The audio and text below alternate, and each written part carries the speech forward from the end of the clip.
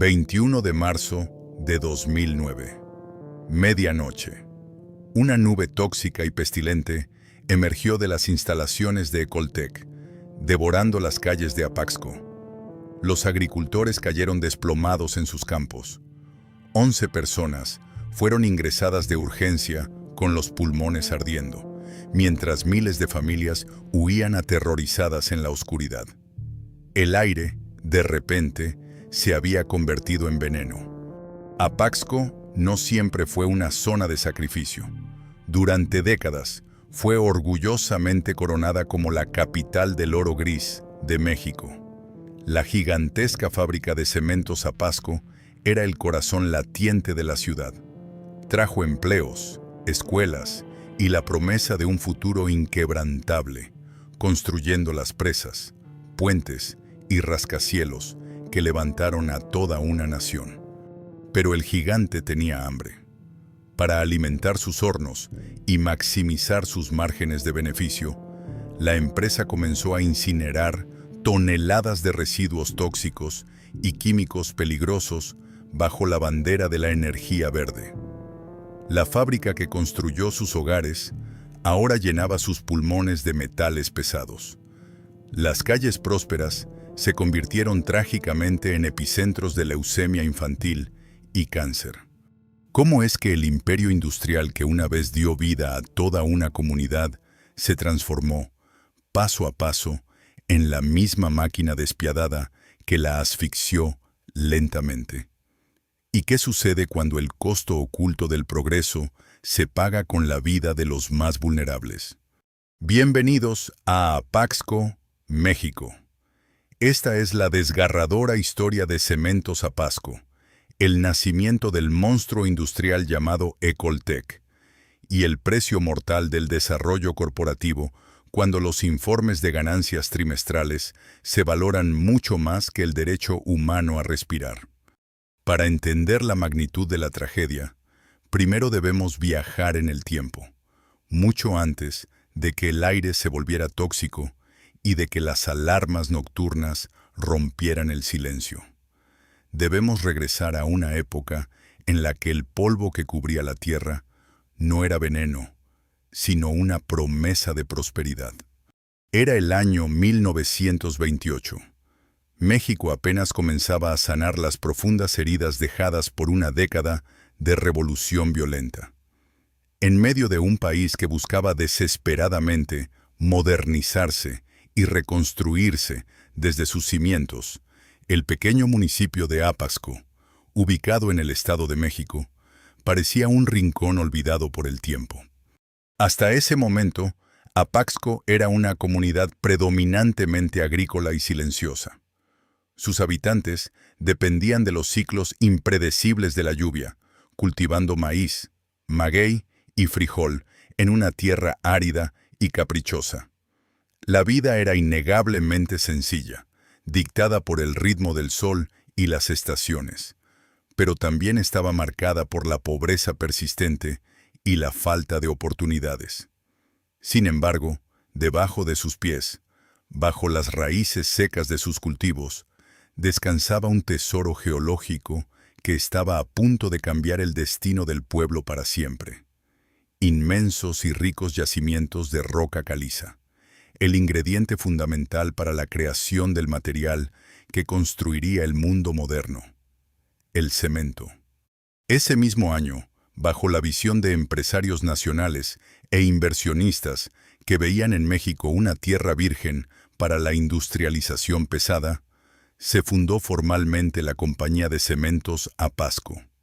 La elección de este municipio para asentar la fábrica no fue una coincidencia. Era una estrategia geográficamente perfecta. Apaxco no solo poseía la materia prima en una abundancia que parecía inagotable, sino que también contaba con una ubicación estratégica y acceso a las emergentes líneas ferroviarias que conectarían la producción masiva con la creciente y hambrienta capital del país. La llegada de la compañía transformó radicalmente el paisaje y el alma de Apaxco. Donde antes solo había campos llanos y tierra seca, comenzaron a erigirse imponentes estructuras de acero y concreto. Los primeros hornos rotatorios fueron encendidos, y con ellos un rugido mecánico ininterrumpido se instaló de forma permanente en el valle. Para los campesinos locales, la fábrica representaba algo mucho más profundo que una simple instalación industrial. Era un faro luminoso de modernidad, un pasaporte directo hacia la clase media y una salida definitiva de la incertidumbre agrícola. Los hombres de Apaxco dejaron sus arados y empuñaron herramientas industriales. Las manos agrietadas que durante generaciones habían cosechado la tierra, ahora aprendían a operar maquinaria pesada, a triturar la roca milenaria y a vigilar los ardientes hornos a temperaturas infernales. A cambio de su fuerza laboral y su sudor, la compañía de cementos Apaxco ofreció algo que estas familias nunca habían experimentado: un salario fijo, seguridad social y un sentido de pertenencia a algo gigantesco. La fábrica no solo producía cemento, producía esperanza palpable. Rápidamente, la dinámica del pueblo se reconfiguró por completo alrededor de las chimeneas. El ritmo de la vida cotidiana ya no era dictado por el amanecer y el anochecer, sino por el inconfundible silbato de la fábrica que anunciaba los cambios de turno. 3 veces al día, el sonido metálico resonaba en el valle, marcando el pulso exacto de la ciudad. La compañía construyó viviendas para sus trabajadores, pavimentó calles que antes eran de lodo e invirtió en infraestructura, ayudando a financiar escuelas, clínicas y espacios recreativos. Se forjó así un contrato social tácito y profundamente arraigado entre la corporación y la comunidad.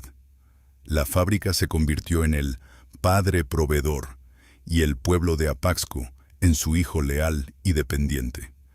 Era común escuchar a los residentes hablar de la empresa con un sentido de propiedad y un orgullo genuino.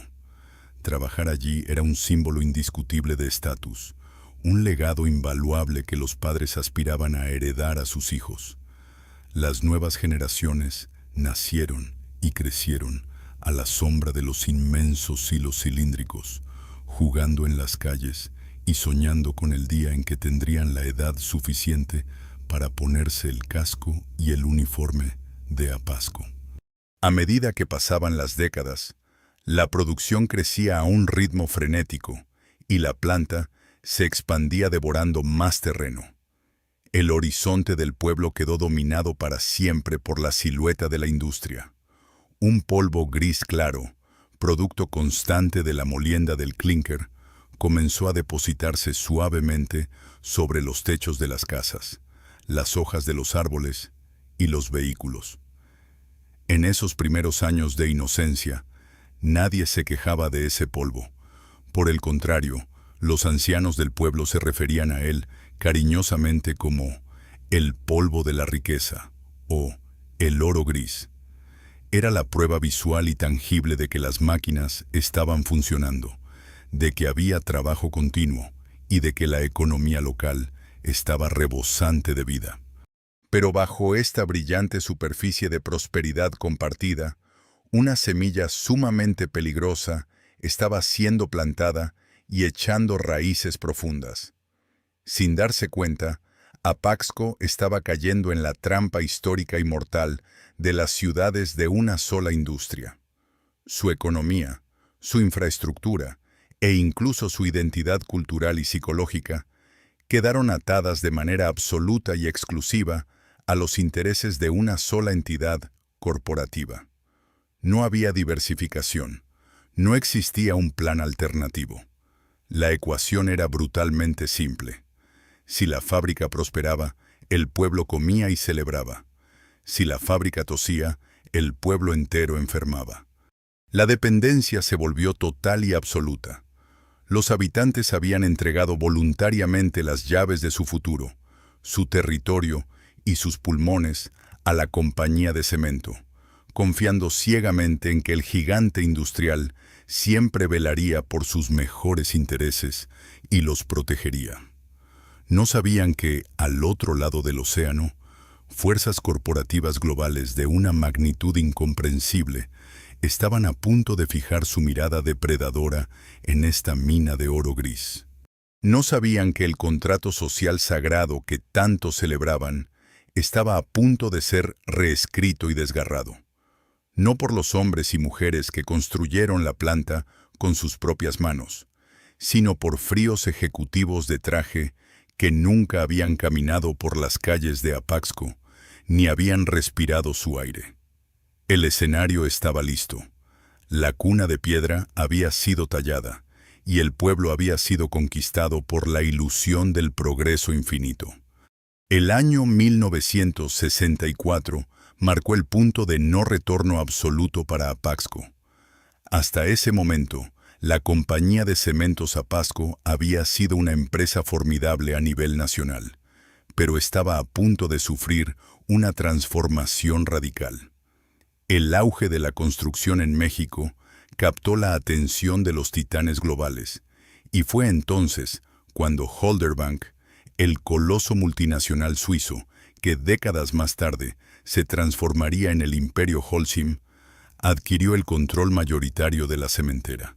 No se trataba de una simple transacción financiera o un cambio de logotipo.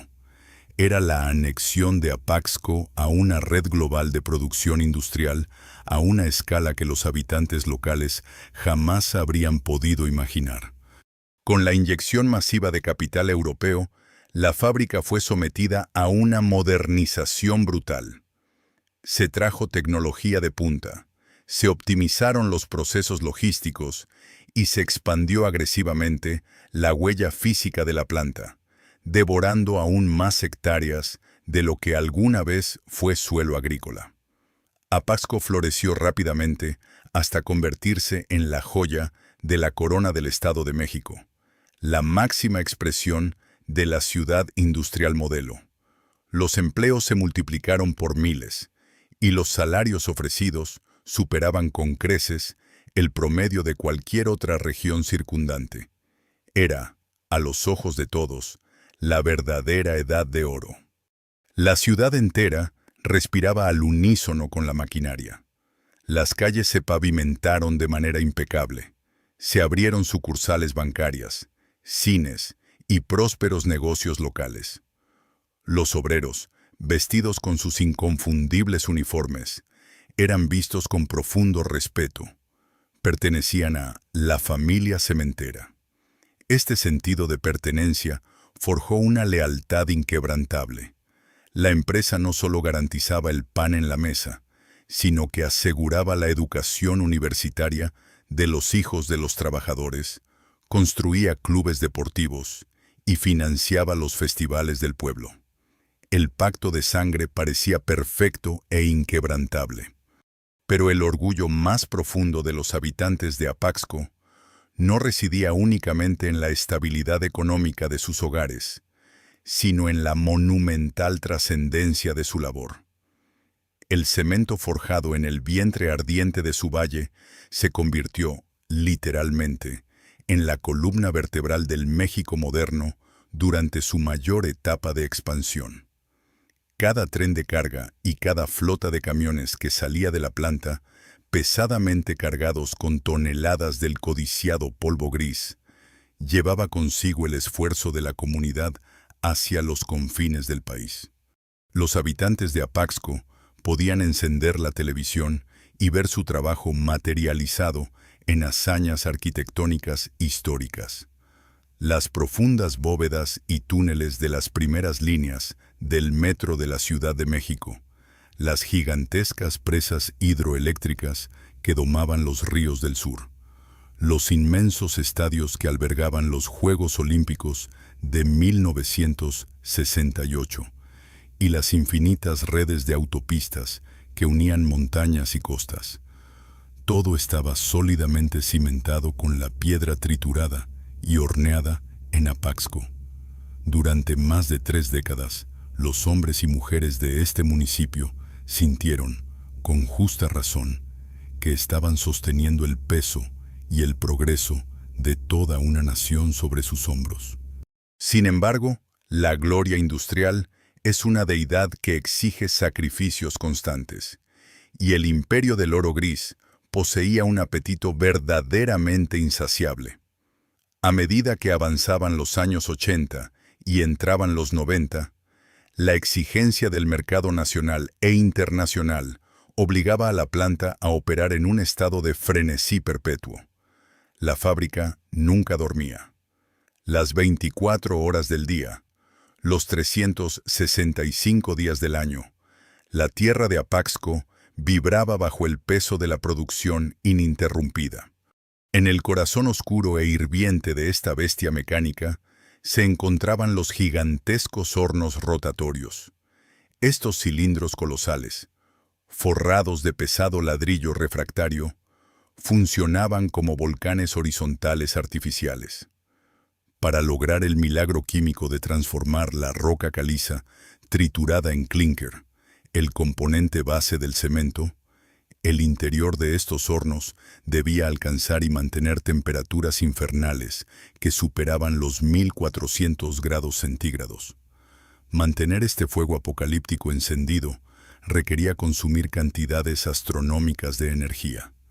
Diariamente, la planta devoraba miles de toneladas de combustibles fósiles tradicionales, principalmente gas natural y coque de petróleo, un derivado altamente denso del refinamiento petrolero.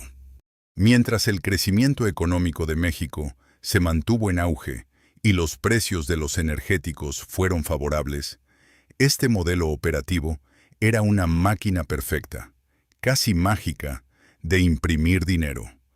Pero el escenario global estaba a punto de fracturarse. Con la llegada de los años 90, la apertura de los mercados internacionales y las recurrentes crisis económicas que devaluaron drásticamente la moneda mexicana, el paradigma cambió. Los costos de los combustibles fósiles a nivel mundial comenzaron a fluctuar y a elevarse de manera alarmante, amenazando con asfixiar los envidiables márgenes de beneficio del gigante cementero. Fue entonces cuando la perspectiva corporativa sufrió una metamorfosis fría y calculadora. En las inmaculadas salas de juntas en Europa, a miles de kilómetros de distancia del zumbido ensordecedor de los hornos, los altos ejecutivos analizaban las hojas de cálculo con creciente severidad. El mandato dictado a las filiales de todo el mundo, incluida la vital planta de Apaxco, fue inflexible. Los márgenes de ganancia debían protegerse a cualquier costo. Había que optimizar, recortar y maximizar. Y el rubro más devastador en la estructura de costos de la producción de cemento era, indiscutiblemente, la energía necesaria para mantener el fuego vivo. El coloso había alcanzado su gloriosa cúspide, pero ahora se encontraba al borde de un abismo moral y operativo. La obsesión por la eficiencia financiera empujó a la corporación a buscar alternativas desesperadas. ¿Cómo continuar alimentando una maquinaria tan vasta y sedienta sin sacrificar los dividendos de los accionistas globales? La respuesta a esta interrogante no llegaría en forma de innovación tecnológica limpia, sino a través de un concepto industrial que redefiniría el trágico destino del valle. La directiva descubrió que existía un recurso abundante y peligrosamente barato para sustituir al petróleo y al gas. Un recurso por el cual, increíblemente, otras corporaciones estaban dispuestas a pagarles para que lo desaparecieran. Con esta revelación corporativa, la Edad de Oro llegó a su abrupto final y los cimientos de la catástrofe quedaron firmemente asentados. El imperio del oro gris estaba a punto de tomar una decisión irrevocable, preparándose para abrir las fauces de sus hornos a la basura tóxica del mundo. A medida que la década de los 90 llegaba a su fin, la presión sobre los márgenes de beneficio se volvió asfixiante para las filiales cementeras en todo el mundo. Los combustibles tradicionales, como el gas natural y el coque de petróleo, experimentaban una volatilidad de precios sin precedentes en los mercados globales. Para la megacorporación suiza, que ahora dictaba el destino de Apasco, cada centavo de dólar gastado en energía representaba una fuga inaceptable de capital. Fue en este clima de implacable exigencia financiera, en salas de juntas inmaculadas a miles de kilómetros de distancia, donde germinó una de las decisiones más letales en la historia industrial de México. La solución propuesta por los ejecutivos europeos era, desde una perspectiva puramente financiera, una obra maestra indiscutible de la rentabilidad.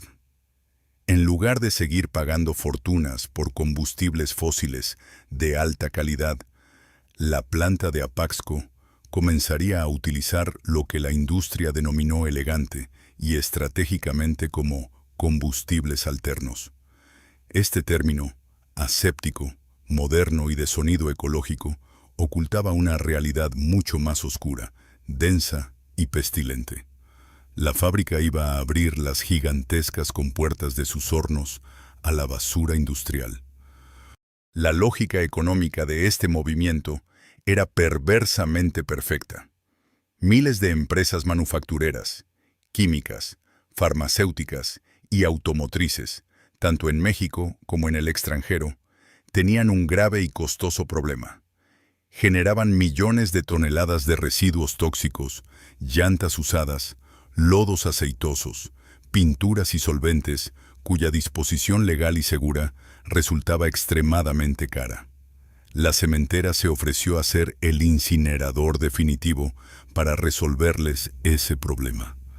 A partir de ese momento, la planta no solo dejaría de pagar por la mayor parte de su combustible, sino que cobraría a otras industrias millones de dólares por recibir y desaparecer sus desechos peligrosos, utilizando el inmenso poder calórico de esa basura tóxica para mantener vivos sus hornos a 1400 grados centígrados. Era un modelo de doble ganancia que haría estallar las métricas de rentabilidad de la compañía hacia nuevos récords históricos. Sin embargo, las leyes inquebrantables de la termodinámica y de la biología dictan que nada desaparece realmente sin dejar rastro. Lo que la corporación registraba como un ahorro multimillonario y un éxito rotundo en sus balances financieros, el pueblo de Apasco comenzó a pagarlo directa e involuntariamente con su entorno y su salud. La primera víctima visible de esta innovación corporativa fue el cielo. Durante generaciones, los habitantes del valle se habían acostumbrado a convivir con un fino polvo blanco y gris claro, el remanente inofensivo de la roca caliza triturada. Pero con la introducción masiva de los residuos industriales en los procesos de combustión, la atmósfera sobre la ciudad sufrió una mutación siniestra y acelerada. Las imponentes chimeneas comenzaron a vomitar densas columnas de humo que ya no eran blancas, sino que variaban entre tonos amarillentos, opacos, negros profundos y un gris metálico enfermizo. El aire, que antes olía a tierra seca y a piedra caliente, se impregnó rápidamente de un hedor químico, acre y penetrante, que recordaba constantemente a plástico derretido, azufre y solventes industriales. El paisaje entero se transformó en un lienzo lúgubre. Una fina y oscura película química comenzó a depositarse silenciosamente sobre los techos de lámina y concreto, marchitando las hojas de los árboles frutales en los patios traseros, opacando la pintura de los automóviles y contaminando severamente las cisternas abiertas de agua potable. Los pájaros comenzaron a desaparecer de los parques y árboles cercanos a la instalación. La promesa de progreso inagotable que una vez había iluminado a la ciudad comenzaba a proyectar una sombra inmensamente oscura. El cambio drástico en la calidad del aire no tardó en manifestarse físicamente en los habitantes. A principios de la década de los 2000, los médicos generales y las clínicas locales en Apaxco comenzaron a notar un patrón estadístico profundamente alarmante. Las salas de espera, antes ocupadas por dolencias comunes, se llenaron abruptamente de niños y ancianos con problemas respiratorios agudos. Los diagnósticos de asma infantil, bronquitis crónica y alergias severas se dispararon a niveles sin precedentes en la región. Las personas despertaban habitualmente con los ojos irritados y enrojecidos, las gargantas inflamadas y una tos seca, dolorosa y persistente que no respondía a ningún tratamiento médico convencional. Lo que la población no sabía en ese momento, y que los monitoreos ambientales oficiales omitían o minimizaban convenientemente, era la composición microscópica letal del nuevo polvo que estaban introduciendo en sus pulmones en cada respiración. Al incinerar miles de toneladas de plásticos complejos, químicos y neumáticos usados, los hornos cementeros no estaban destruyendo el peligro, lo estaban transformando. Estaban liberando al ambiente una mezcla invisible de metales pesados como plomo, mercurio y cadmio, además de furanos y dioxinas. Estas últimas son catalogadas por la Organización Mundial de la Salud como algunas de las sustancias químicas más tóxicas y cancerígenas conocidas por la humanidad. Partículas microscópicas que no se disuelven en la naturaleza, sino que se bioacumulan silenciosamente en los tejidos grasos humanos, esperando años, a veces décadas, para detonar enfermedades catastróficas y mutaciones celulares.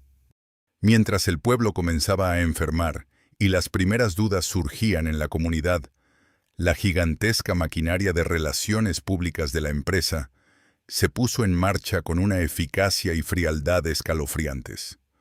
La corporación lanzó masivas campañas de lavado verde, greenwashing, a través de revistas locales, anuncios en radio y discursos oficiales.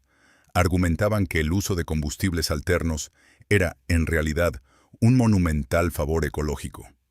Utilizaban incansablemente el término coprocesamiento, asegurando que al quemar la basura en sus hornos, estaban salvando al país al evitar que esos desechos terminaran en vertederos a cielo abierto, mientras simultáneamente reducían su huella de carbono global. Era la promesa falsa y mortal del fuego purificador. Le pedían a una comunidad entera que creyera ciegamente que las llamas del progreso corporativo eran capaces de desintegrar la toxicidad, cuando la cruda realidad científica era que solo la estaban redistribuyendo, esparciéndola de manera uniforme y democrática en los pulmones y la sangre de cada hombre, mujer y niño, en un radio de 10 kilómetros. Las quejas esporádicas de los vecinos más conscientes fueron silenciadas rápidamente.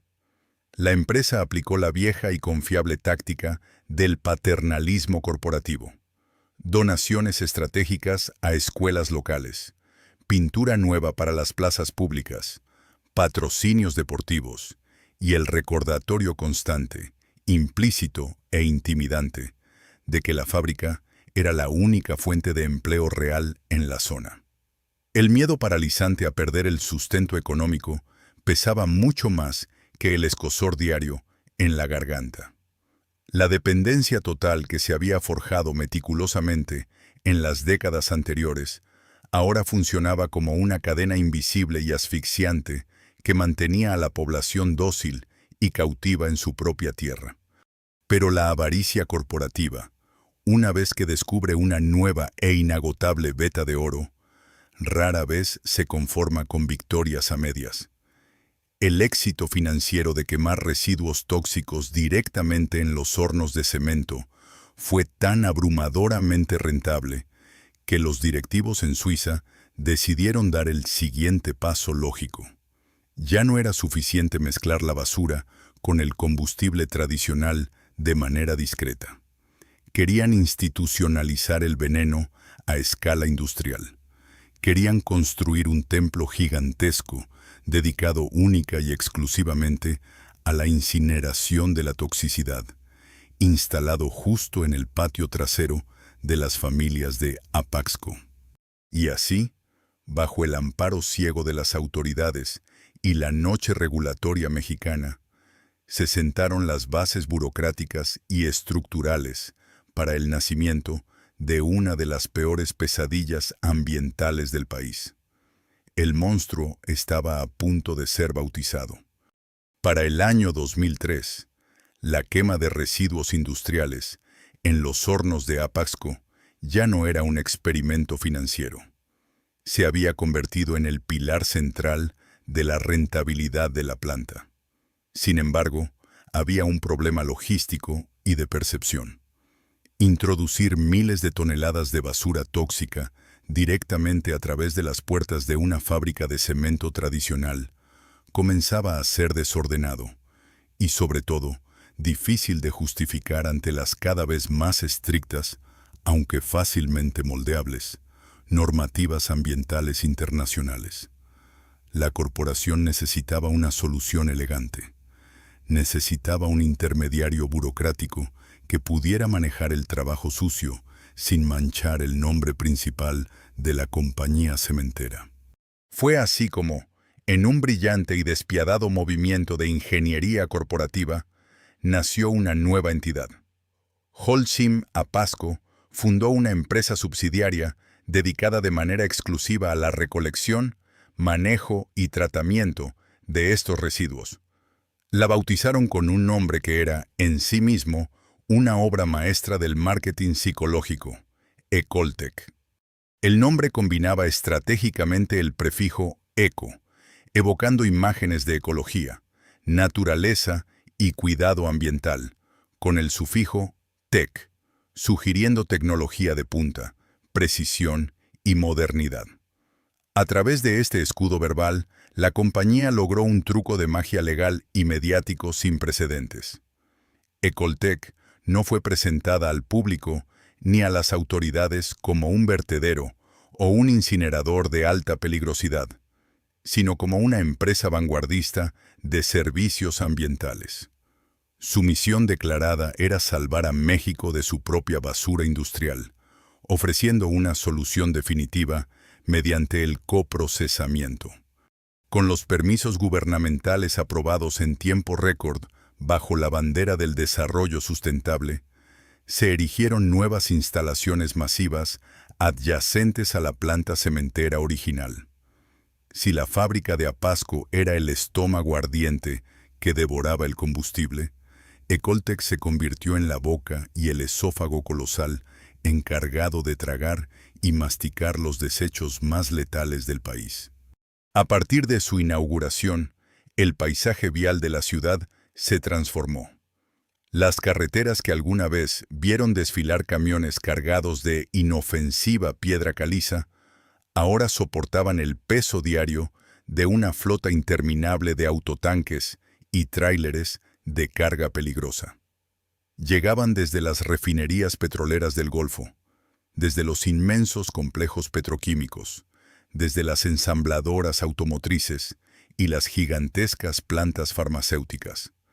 Transportaban lodos con metales pesados, aceites gastados, solventes industriales altamente volátiles, pinturas caducadas, llantas trituradas y productos químicos experimentales. Todo este cóctel venenoso convergía en el corazón de Apaxco, estacionándose literalmente en el patio trasero de miles de familias.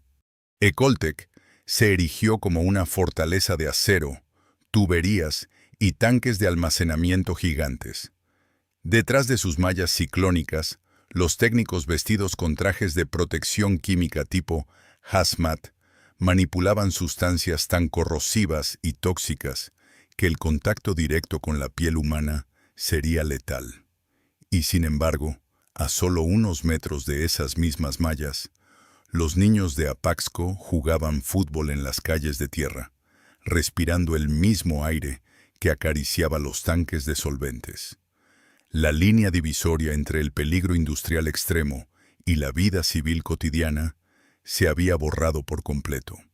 El modelo de negocio de Ecoltec era, desde el punto de vista del capitalismo extremo, la máquina perfecta. Históricamente, las corporaciones gastaban fortunas en adquirir la energía necesaria para operar. Pero este nuevo sistema invertía la ecuación de manera magistral. Ecoltec funcionaba como una caseta de cobro para las pesadillas industriales de todo México. Las grandes fábricas del país le pagaban tarifas altísimas a Ecoltec para que les recibiera y les certificara la disposición final de sus residuos peligrosos. Una vez que el dinero cambiaba de manos y Ecoltec recibía la basura tóxica, ésta se mezclaba, se trituraba y se preparaba para ser enviada por bandas transportadoras directamente a los hornos de la planta de cemento Apasco. Allí se quemaba como combustible gratuito. Era una doble ganancia asombrosa. Cobraban por recibir el veneno y luego lo usaban para no pagar por el fuego. La corporación estaba imprimiendo dinero en ambos extremos del ciclo, disfrazando todo el proceso bajo el noble concepto de la economía circular. Pero en esta brillante ecuación matemática faltaba una variable crucial: el riesgo. Las leyes de la física dictan que la energía no se crea ni se destruye, solo se transforma. Ecoltec no estaba desapareciendo la toxicidad, simplemente la estaba atomizando. Al canalizar todo este volumen masivo de químicos a través de los hornos, el verdadero costo operativo que la empresa se estaba ahorrando en sus balances financieros estaba siendo transferido directamente, molécula por molécula, al ecosistema de la ciudad. El riesgo había sido externalizado. Esta es una palabra técnica y aséptica que los economistas utilizan para describir lo que ocurre cuando una empresa genera un daño colateral inmenso, pero obliga a la sociedad a pagar el precio. En Apasco, la externalización del riesgo significaba que mientras las ganancias volaban a cuentas bancarias en Suiza, el plomo, el cadmio y las dioxinas se quedaban en el suelo agrícola mexicano. Significa que el costo de salvar a otras industrias de sus propios desechos se estaba pagando con el agua de los pozos locales y con la capacidad pulmonar de los ciudadanos. Las instalaciones de Ecoltec rápidamente comenzaron a mostrar su verdadera naturaleza. Los olores que emanaban de la planta ya no eran solo las molestias ocasionales de la fábrica de cemento original. Eran vapores agresivos que provocaban náuseas inmediatas, mareos y sangrados nasales en los vecinos de las colonias más cercanas, como Pérez de Galeana y Santa María. Los incidentes menores, derrames químicos que nunca llegaban a los reportes de noticias nacionales, se volvieron parte de la siniestra rutina diaria. La empresa había creado a su monstruo, lo había vestido de verde y lo había alimentado con lo peor que el progreso moderno podía ofrecer. Durante algunos años, el gigante durmió con un solo ojo abierto, devorando en silencio y escupiendo cenizas invisibles. Pero la acumulación constante de este veneno estaba a punto de romper el frágil límite biológico de la comunidad. Las estadísticas estaban a punto de dejar de ser simples números en una hoja de cálculo para convertirse en nombres, rostros y pequeñas lápidas en el cementerio municipal. La época de las sospechas había terminado. La era de la enfermedad letal acababa de comenzar. Para mediados de la década del 2000, la ilusión del desarrollo sustentable y el progreso verde se había desmoronado por completo en las calles de Apasco. La quema incesante de miles de toneladas de residuos industriales a través de las instalaciones de Ecoltec y los gigantescos hornos de la cementera Apasco había dejado de ser un simple debate sobre molestias olfativas. se había convertido, de manera silenciosa y letal, en una crisis de salud pública de proporciones catastróficas. La toxicidad, invisible pero omnipresente en el aire, comenzó a filtrarse metódicamente en cada estrato del ecosistema de la ciudad, reclamando primero la tierra, luego el agua y finalmente la sangre de sus habitantes. Los agricultores locales, cuyas familias habían trabajado el campo desde mucho antes de que se vertiera el primer saco de cemento en el valle, fueron los primeros testigos presenciales de esta agonía biológica. Las cosechas de maíz, trigo y alfalfa, que alguna vez fueron el orgullo agrícola de la región y el sustento secundario de miles de familias, comenzaron a marchitarse de formas extrañas y antinaturales. La tierra, saturada por años de lluvia ácida y la constante precipitación de polvo cargado con toxinas, perdió irremediablemente su fertilidad. Los análisis de suelo y agua, que se realizarían de manera independiente años después, confirmarían los peores temores. Los campos agrícolas presentaban niveles alarmantes y altamente tóxicos de plomo, vanadio, cadmio y mercurio.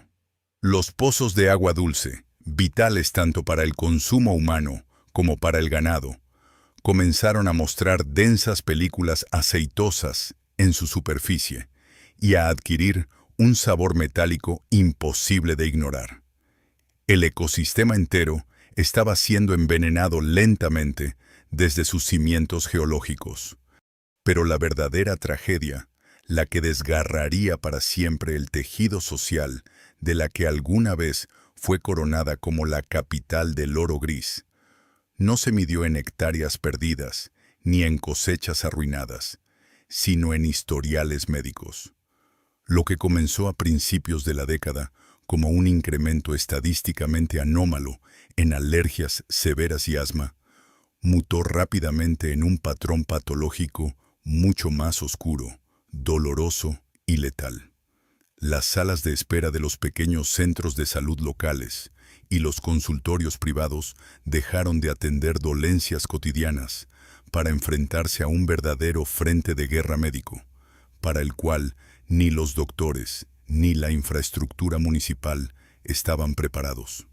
Los médicos del pueblo empezaron a notar una incidencia aterradora de enfermedades que no tenían ninguna justificación epidemiológica en una población de ese tamaño. Cánceres agresivos en adultos jóvenes, insuficiencias renales inexplicables en personas sin antecedentes familiares de riesgo, malformaciones congénitas y abortos espontáneos recurrentes se convirtieron en temas de conversación diarios y trágicos en las calles. La pesada niebla química que cubría la ciudad ya no solo irritaba los ojos y asfixiaba los pulmones, estaba alterando agresivamente el ADN de la comunidad. El costo oculto del progreso corporativo estaba empezando a ser cobrado sin piedad en la moneda más cruel imaginable. La manifestación más desgarradora de esta externalización del riesgo industrial golpeó directamente al sector más vulnerable de Apaxco, sus niños. En un lapso de apenas unos pocos años, la comunidad presenció un repunte escalofriante en los casos de leucemia infantil, linfomas y cánceres cerebrales, afectando principalmente a menores de entre 8 y 16 años. Los niños de Apaxco, cuyos sistemas inmunológicos y cuerpos en pleno desarrollo los convertían en esponjas biológicas perfectas para absorber las dioxinas y furanos suspendidos en el ambiente, se convirtieron en los daños colaterales directos de una fría hoja de cálculo corporativa. El paisaje emocional y físico de la ciudad cambió drásticamente. Las escuelas primarias, financiadas irónicamente en parte por la misma empresa cementera en sus décadas de gloria, comenzaron a notar cada vez más pupitres vacíos. El cementerio municipal, tradicionalmente el lugar de descanso final para los ancianos del pueblo, empezó a llenarse de pequeñas cruces de madera y tumbas frescas. Las familias se veían obligadas a realizar viajes extenuantes y económicamente ruinosos a los hospitales oncológicos especializados de la Ciudad de México, buscando desesperadamente tratamientos de quimioterapia para enfermedades que habían sido engendradas y alimentadas por el aire de su propio hogar. El contraste entre la miseria física del pueblo y la exuberancia financiera de la corporación era de una crueldad que rozaba lo sociopático. Durante los mismos trimestres en que los padres de Apasco organizaban rifas, kermeses y colectas vecinales para poder pagar los exorbitantes e inalcanzables costos de los medicamentos oncológicos de sus hijos, el conglomerado matriz publicaba reportes de sustentabilidad brillantes en Europa. Sus revistas corporativas elogiaban la eficiencia ecológica de sus programas de coprocesamiento en México, recibiendo premios internacionales por la supuesta reducción de su huella de carbono. Los bonos multimillonarios se distribuían puntualmente entre los ejecutivos, basándose en el brutal ahorro energético que Ecoltec había logrado. Para el mercado financiero global, Apaxco era un rotundo y envidiable caso de éxito empresarial. Para sus habitantes, era un corredor de la muerte a cielo abierto. La traición fue absoluta y devastadora. El sagrado pacto social que había cimentado la identidad y el orgullo del pueblo desde 1928 se había hecho pedazos para siempre. La gigantesca fábrica ya no era el padre proveedor, benevolente, al que le debían gratitud, sino un parásito industrial gigante que se alimentaba literalmente de la vitalidad y el futuro del municipio. La negación sistemática por parte de las autoridades ambientales gubernamentales, que repetidamente y con apatía declaraban que la empresa operaba estrictamente dentro de las normas establecidas, solo echó sal corrosiva sobre una herida abierta. La burocracia estatal miraba deliberadamente hacia otro lado, anestesiada por el poder de la corporación, dejando a los ciudadanos en un estado de indefensión total. El miedo a perder los empleos, que había mantenido paralizada a la población durante años, comenzó a transmutarse irremediablemente en una furia profunda, oscura y visceral. Las miradas de los trabajadores locales al cruzar las puertas de la planta ya no reflejaban orgullo institucional, sino un amargo resentimiento y desesperación. La ciudad enferma había sido empujada hasta su límite absoluto de tolerancia biológica y psicológica. Las madres que habían enterrado a sus hijos y los campesinos que habían visto morir sus tierras entendieron una dura lección. Nadie vendría a rescatarlos. La olla de presión social estaba a punto de estallar, acumulando una rabia colectiva que solo necesitaba un detonante.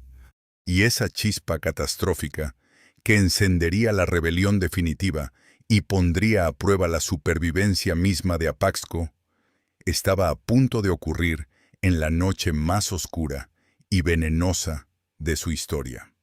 El 21 de marzo de 2009 comenzó como cualquier otro día de primavera en el valle de Apaxco.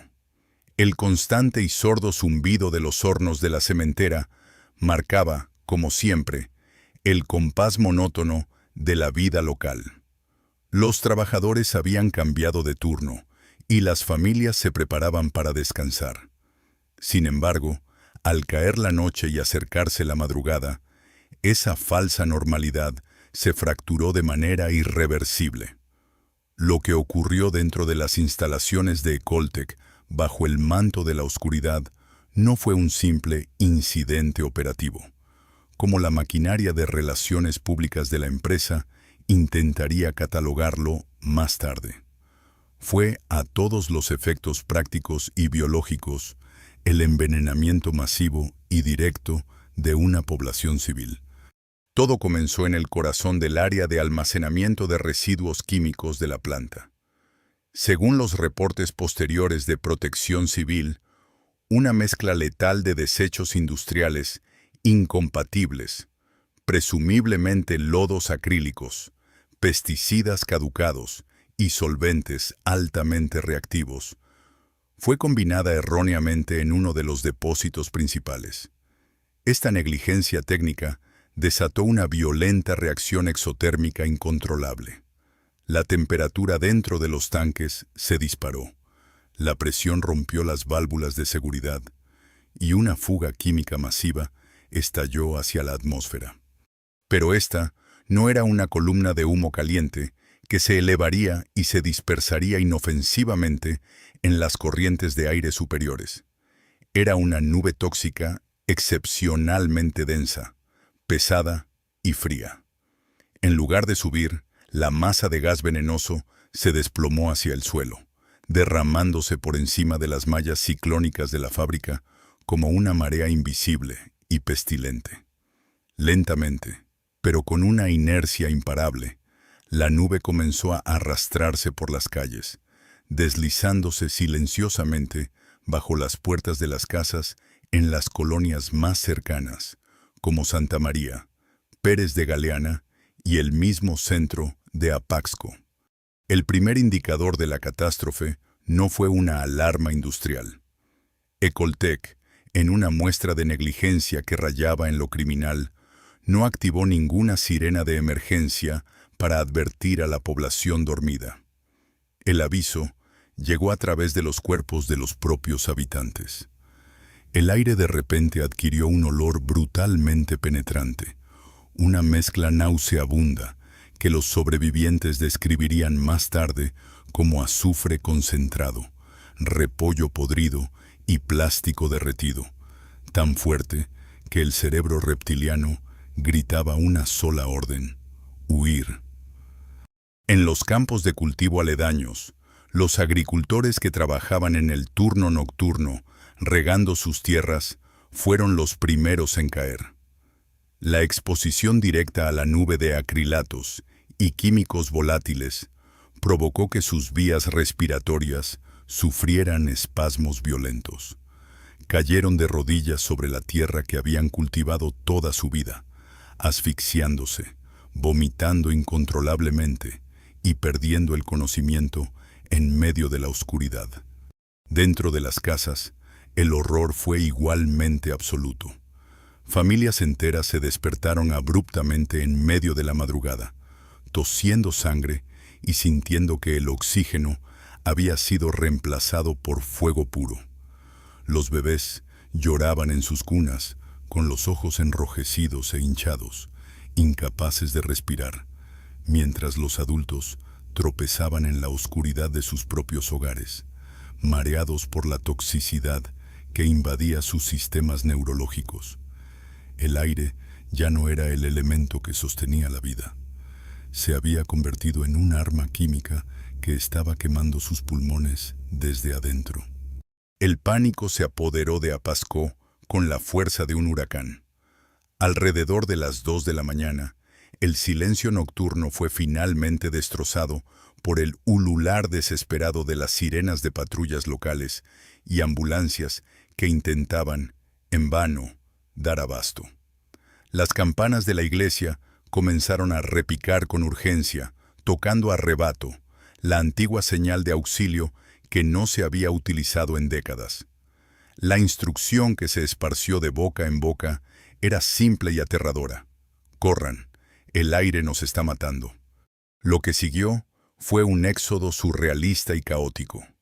Miles de personas salieron a las calles en pijama, cubriéndose la boca y la nariz con toallas húmedas que rápidamente se impregnaban del olor químico. Quienes tenían vehículos subieron a tantos vecinos como pudieron, acelerando a ciegas a través de la densa neblina tóxica para alejarse del epicentro industrial. Quienes no tenían autos corrieron a pie hacia las colinas y los municipios vecinos. Ancianos tropezaban en las aceras, niños lloraban desorientados y los perros callejeros aullaban antes de caer muertos por la inhalación de los gases pesados que se acumulaban a ras de suelo. La frágil infraestructura médica de Apaxco colapsó en cuestión de minutos. Los pequeños centros de salud y clínicas locales se vieron inundados por cientos de personas que exigían oxígeno y atención médica de urgencia. No había suficientes tanques, ni mascarillas, ni personal capacitado para manejar una contingencia de guerra química. Los médicos, también afectados por los gases, hacían lo que podían administrando antihistamínicos y esteroides en los pasillos abarrotados. Esa noche, 11 personas con cuadros de intoxicación severa, paros respiratorios incipientes y quemaduras químicas en las mucosas tuvieron que ser trasladadas de urgencia a hospitales de especialidades fuera del municipio para salvar sus vidas. Cientos más quedaron con daños respiratorios permanentes que alterarían la calidad de sus días para siempre. Mientras el sol comenzaba a asomarse tímidamente a la mañana siguiente, revelando un pueblo fantasma con calles vacías, pájaros muertos en las banquetas y un cielo teñido de un amarillo enfermizo, algo fundamental y profundo se rompió dentro del alma colectiva de Apaxco. Durante 80 años, los habitantes habían vivido bajo un contrato de sumisión psicológica hacia la empresa cementera. Habían agachado la cabeza frente al polvo, habían soportado en silencio los primeros casos de cáncer y habían aceptado la coartada del progreso para no morder la mano gigantesca que les daba de comer. Pero la línea entre la dependencia económica y el suicidio colectivo había sido cruzada de manera violenta.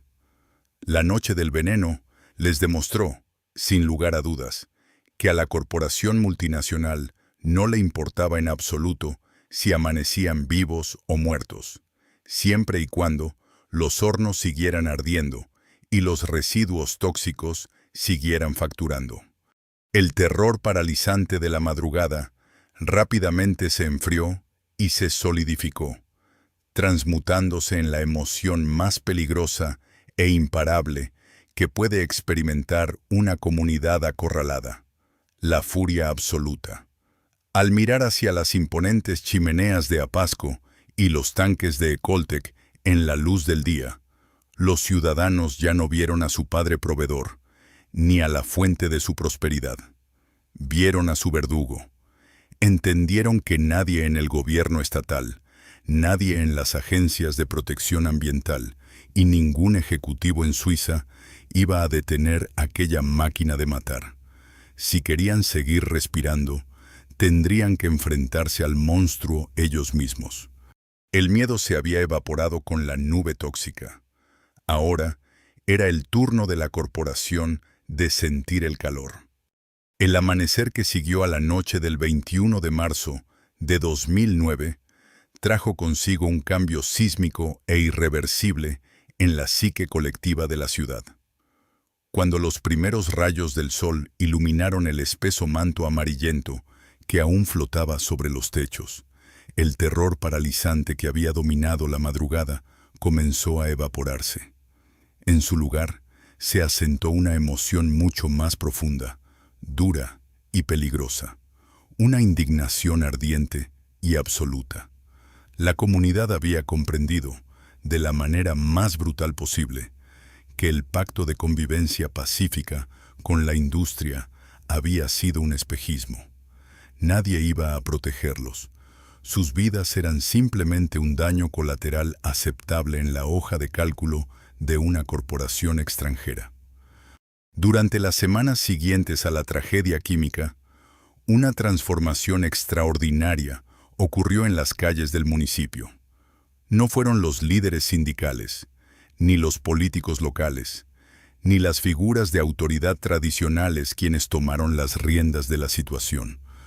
Fueron las madres de familia que habían pasado horas de agonía en las salas de urgencias, sosteniendo a sus hijos asfixiados.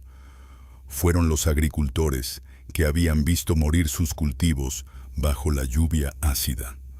Fueron los maestros que observaban cómo las aulas se vaciaban por las enfermedades crónicas. Impulsados por un instinto primario de supervivencia, los ciudadanos de a pie comenzaron a organizarse al margen de cualquier estructura de poder formal, dando origen a movimientos cívicos de defensa ambiental. El dolor compartido se convirtió en el pegamento que unió a una ciudad históricamente dividida por su relación con la fábrica. Las reuniones vecinales, que antes se hacían en voz baja por miedo a represalias laborales, se trasladaron a las plazas públicas a plena luz del día. El diagnóstico colectivo era claro y la exigencia era innegociable. La filial de procesamiento de residuos peligrosos debía ser cerrada para siempre. Ya no se trataba de pedir mejores filtros o regulaciones más estrictas. La confianza se había roto de forma irreparable. Se trataba de erradicar el peligro desde su raíz. En el mes de mayo, la indignación se materializó en una acción directa que desafió más de 80 años de sumisión industrial. En un acto de valentía sin precedentes, miles de habitantes marcharon desde el centro del municipio, no hacia la presidencia municipal, sino directamente hacia las gigantescas puertas de acero de la cementera y las instalaciones de Ecoltec. Hombres, mujeres, ancianos y niños formaron un muro humano impenetrable bloqueando todos los accesos viales y ferroviarios a la planta. El levantamiento de Apasco había comenzado. Los ciudadanos levantaron barricadas improvisadas, instalaron carpas sobre el ardiente asfalto y encendieron fogatas para resistir el frío de la noche. El bloqueo se organizó con una disciplina militar nacida de la pura desesperación. Se establecieron turnos de guardia, cocinas comunitarias y centros de acopio. Por primera vez en décadas, el ensordecedor rugido mecánico que definía el pulso del valle fue interrumpido. El impacto económico para la corporación multinacional fue inmediato y devastador. La arteria principal de su modelo de negocio había sido cortada. Fuera de las barricadas ciudadanas, una fila kilométrica de cientos de camiones de carga y autotanques, repletos de residuos tóxicos, solventes y combustibles alternos, quedó inmovilizada a lo largo de la carretera, incapaz de entregar su venenosa mercancía. Cada hora que pasaba sin que la basura industrial pudiera ingresar a los hornos, representaba pérdidas millonarias para la compañía. La máquina perfecta de rentabilidad había sido frenada en seco por la misma gente a la que había subestimado. Como era de esperarse, la tensión en las puertas de la fábrica escaló rápidamente. El gigante corporativo no iba a ceder su mina de oro sin pelear. Las autoridades estatales, históricamente alineadas con los intereses de los grandes capitales, respondieron al llamado de la empresa. Decenas de camiones con fuerzas policiales antimotines llegaron a las inmediaciones del municipio. La amenaza de un desalojo violento flotaba pesadamente en el aire. Los escudos acrílicos y las macanas de la policía estatal se formaron frente a una multitud armada únicamente con pancartas, cubrebocas y la convicción absoluta de que retroceder significaba condenar a sus hijos a una muerte lenta. El enfrentamiento atrajo finalmente la mirada de los medios de comunicación nacionales e internacionales. La imagen era innegablemente poderosa. Un pequeño David ciudadano, enfermo y exhausto, sosteniendo la línea frente a un Goliat multinacional respaldado por la fuerza pública. La presión mediática y el riesgo inminente de un baño de sangre se volvieron demasiado altos para el gobierno federal. El costo político de reprimir violentamente a una población que solo exigía no ser envenenada obligó a las autoridades ambientales a abandonar su histórica apatía. Acorralada, La Procuraduría Federal de Protección al Ambiente, Profepa, se vio forzada a intervenir. En una jornada que quedó grabada en la memoria colectiva del pueblo, los inspectores federales llegaron a las instalaciones y, bajo la atenta y desconfiada mirada de miles de ciudadanos, colocaron los sellos oficiales de clausura temporal en las puertas de Ecoltec. Se ordenó la suspensión inmediata de la recepción y quema de residuos peligrosos. Cuando el último sello fue pegado en el acero frío de las rejas, un grito ensordecedor de triunfo recorrió el campamento ciudadano. Hubo lágrimas de alivio, abrazos desgarradores y aplausos que resonaron en el valle. La gente humilde de Apaxco había logrado lo que los bufetes de abogados y las ONG internacionales consideraban imposible. Habían puesto de rodillas a uno de los conglomerados industriales más poderosos del planeta. Sin embargo, detrás de la euforia del momento, los líderes del movimiento ciudadano sabían perfectamente que esta era una victoria nacida del dolor. El cierre temporal de la incineradora no iba a devolver la fertilidad a las tierras muertas, ni iba a limpiar la sangre de los niños en las salas de oncología. Habían ganado la batalla del día, pero el monstruo corporativo era inmenso, paciente y tenía recursos ilimitados. La guerra por la supervivencia de Apaxco, lejos de haber terminado, apenas estaba entrando en su fase más oscura y burocrática. El eco de los aplausos y los abrazos de victoria en Apaxco se desvaneció mucho más rápido de lo que la comunidad hubiera querido admitir. Tras la clausura temporal de Ecoltec por parte de las autoridades federales, una extraña e inusual calma descendió sobre el valle. Por primera vez en casi una década, el aire dejó de tener ese asfixiante sabor metálico y ácido. Las familias volvieron a abrir las ventanas de sus casas, y durante un breve y engañoso periodo, pareció que el orden natural de las cosas había sido restaurado. Los ciudadanos, agotados física y emocionalmente por la resistencia en las barricadas, regresaron a sus empleos, a sus escuelas y a la monumental tarea de cuidar a sus enfermos. Creyeron, con una inocencia nacida de la esperanza pura, que el Estado de Derecho había prevalecido, que la salud humana finalmente se había colocado por encima de los márgenes de ganancia. Pero en el implacable mundo del capitalismo industrial globalizado, un gigante corporativo no acepta la derrota, simplemente reevalúa, reestructura y contraataca en un campo de batalla diferente. Mientras los ciudadanos de Apaxco intentaban sanar en las lujosas salas de juntas de la Ciudad de México y en los fríos despachos corporativos en Europa, un ejército de abogados, cabilderos y expertos en relaciones públicas se ponía a trabajar a una velocidad vertiginosa. Para la corporación multinacional, el incidente del 21 de marzo y el posterior levantamiento ciudadano no representaron una epifanía moral, sino un simple y molesto fallo de logística y relaciones públicas.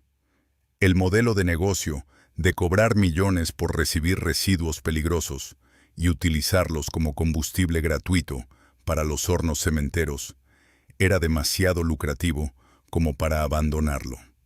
El problema, concluyeron los ejecutivos, no era la incineración de basura tóxica en sí misma, sino el nombre de la empresa que lo hacía.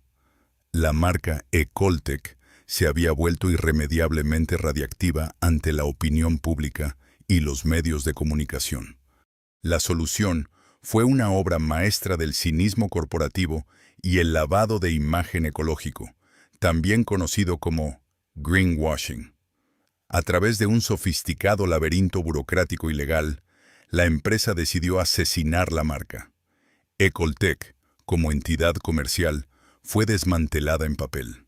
Sin embargo, la inmensa infraestructura de acero, los gigantescos tanques de almacenamiento y las tuberías que conectaban con los hornos de Cementos Apasco permanecieron exactamente en el mismo lugar, intactos.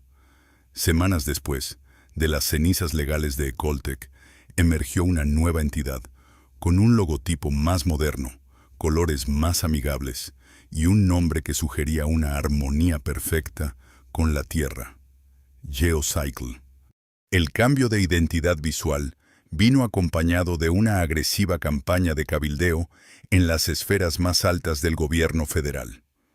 La industria cementera argumentó, con el respaldo de consultoras a sueldo, que el coprocesamiento de residuos era una herramienta absolutamente vital para evitar que México se ahogara en su propia basura industrial. Prometieron inversiones en nuevos sistemas de filtración, protocolos de seguridad supuestamente infalibles y auditorías internacionales. Bajo el cobijo de la oscuridad burocrática y aprovechando las enormes lagunas en la legislación ambiental mexicana, las autoridades federales levantaron las restricciones. Se otorgaron nuevos permisos, esta vez blindados con un lenguaje técnico inescrutable que legalizaba la continuidad de las operaciones. El golpe psicológico para la población de Apaxco fue devastador. Apenas unos meses después de haber arriesgado su libertad y su integridad física en los bloqueos, los ciudadanos observaron con horror y absoluta impotencia cómo los convoyes de tráileres pesados y autotanques regresaban a las carreteras del valle. Llevaban logotipos diferentes, pintados en tonos verdes y azules vibrantes, pero transportaban exactamente la misma carga venenosa. Los gigantescos hornos rotatorios de la cementera volvieron a encenderse, abriendo de nuevo sus fauces a la basura química del país. Fue en ese preciso momento cuando la verdadera y cruda naturaleza del sistema se reveló ante la comunidad. Comprendieron que habían estado peleando contra una hidra industrial. Cortaron una cabeza solo para ver cómo otra idéntica crecía en su lugar, protegida por un escudo de papel con los sellos oficiales del propio gobierno. La victoria en las barricadas había sido permitida únicamente como una válvula de escape, diseñada para liberar la presión social antes de que se saliera de control, para luego volver al estado original de las cosas. La fatiga de la guerra asimétrica se apoderó del movimiento ciudadano. No se puede mantener a una población entera en estado de protesta permanente. La gente tenía que volver a trabajar para poder pagar las abultadas cuentas médicas que la contaminación ya había generado en sus hogares. Los líderes comunitarios enfrentaron intimidaciones veladas, desgaste legal y un progresivo aislamiento. La corporación ganó, no por tener la razón moral o el respaldo científico, sino a través del puro y simple desgaste, impulsado por una resistencia financiera inagotable. La falsa victoria dejó un sabor a ceniza en la boca de los habitantes. Les enseñó la lección más sombría del desarrollo corporativo moderno. En un sistema donde el poder económico dicta las reglas del juego, las empresas asesinas nunca mueren, solo cambian de razón social. Y mientras tanto, en el silencio de la noche, el cielo sobre Apaxco volvió a oscurecerse, retomando su lenta y metódica tarea de llover veneno sobre una ciudad que, agotada, ya casi no tenía fuerzas para seguir gritando. Hoy, si uno camina por las calles de Apaxco, el paisaje físico parece, a primera vista, inalterado.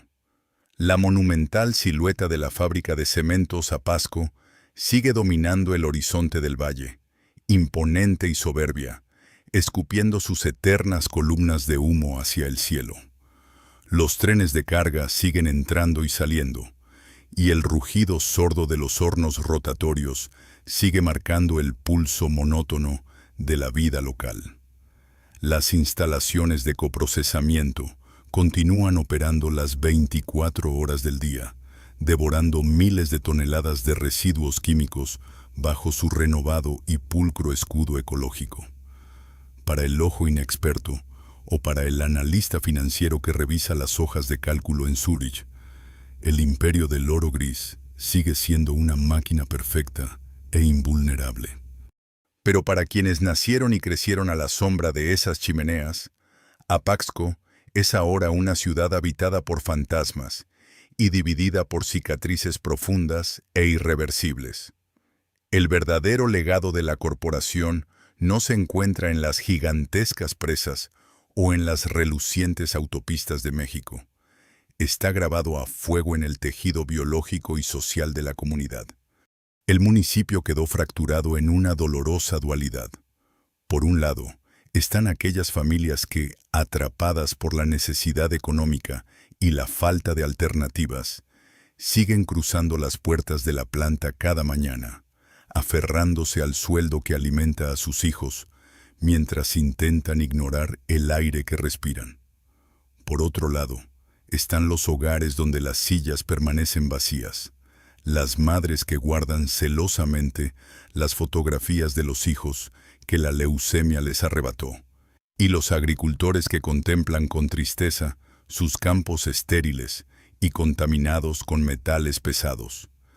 La cohesión comunitaria, que alguna vez los unió como la familia cementera, fue reemplazada por un silencio pesado, un luto perpetuo y una desconfianza mutua. El legado médico de las cenizas tóxicas es, quizás, la consecuencia más implacable. Las sustancias químicas bioacumulables, como las dioxinas liberadas durante los años más oscuros de Ecoltec, no desaparecen con un simple cambio de administración o un nuevo sello gubernamental. Se heredan.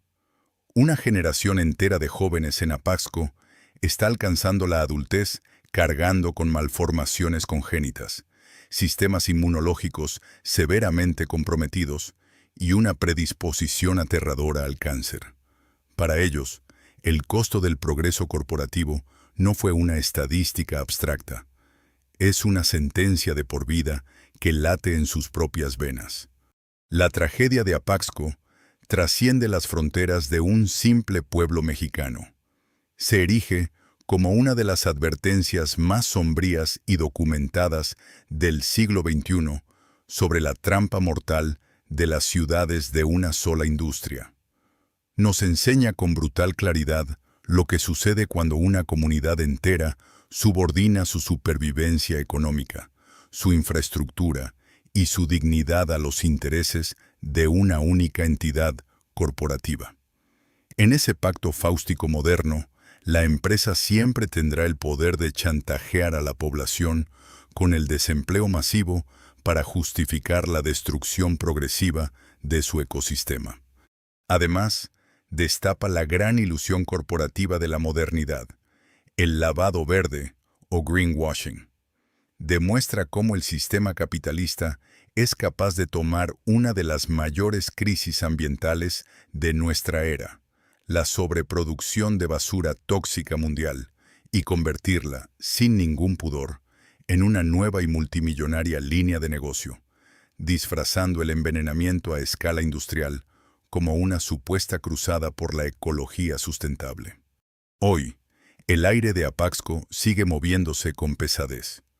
La ciudad ya no es la capital gloriosa de un progreso infinito, sino un monumento trágico a la avaricia humana. La historia de la fábrica de Apaxco y su monstruo incinerador es un recordatorio sombrío de que, en el balance final de la industria pesada, los dividendos financieros siempre se privatizan, pero el veneno, la enfermedad y la muerte siempre, invariablemente, se hacen públicos. Y en esta transacción macabra, el codiciado oro gris terminó costando muchísimo más que dinero. Terminó devorando el alma de una ciudad entera. La historia de Apaxco no es un incidente aislado en los oscuros márgenes de la historia industrial. Es un espejo aterrador en el que se refleja el verdadero rostro del desarrollo corporativo descontrolado. Cuando admiramos las imponentes maravillas de la arquitectura moderna, las inmensas presas hidroeléctricas y las autopistas infinitas, rara vez nos detenemos a preguntar de dónde provino el polvo que las construyó y quién tuvo que respirarlo primero.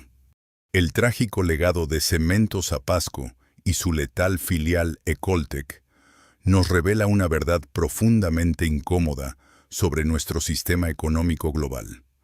Las grandes corporaciones casi nunca quiebran por destruir el medio ambiente. Al contrario, prosperan precisamente porque han perfeccionado el despiadado arte de privatizar las ganancias masivas mientras socializan la enfermedad, el sufrimiento y la muerte. El codiciado oro gris que levantó a una nación entera fue, en última instancia, financiado con los pulmones, las tierras y el futuro de una comunidad que confió ciegamente en la promesa del progreso. Hoy, las chimeneas de Apaxco siguen humeando bajo nuevos nombres y logotipos, recordándonos que los imperios industriales modernos no caen con estruendo ni desaparecen. Simplemente mutan, encuentran vacíos legales y descubren nuevas formas de convertir nuestro derecho biológico a respirar en un simple costo operativo. La pregunta que queda flotando en este aire viciado no es solo cuántos pueblos más serán sacrificados en el altar de la rentabilidad trimestral, sino hasta cuándo permitiremos que la apatía sea la única respuesta a su dolor. Si esta historia te ha hecho reflexionar sobre el verdadero y oscuro costo de nuestra modernidad, te invitamos a suscribirte al canal y compartir este documental. Déjanos en los comentarios. ¿Conoces alguna otra ciudad en el mundo que haya sido devorada por la misma industria que prometió salvarla? Tu voz ayuda a que estas historias no queden sepultadas bajo el polvo del olvido. Gracias por acompañarnos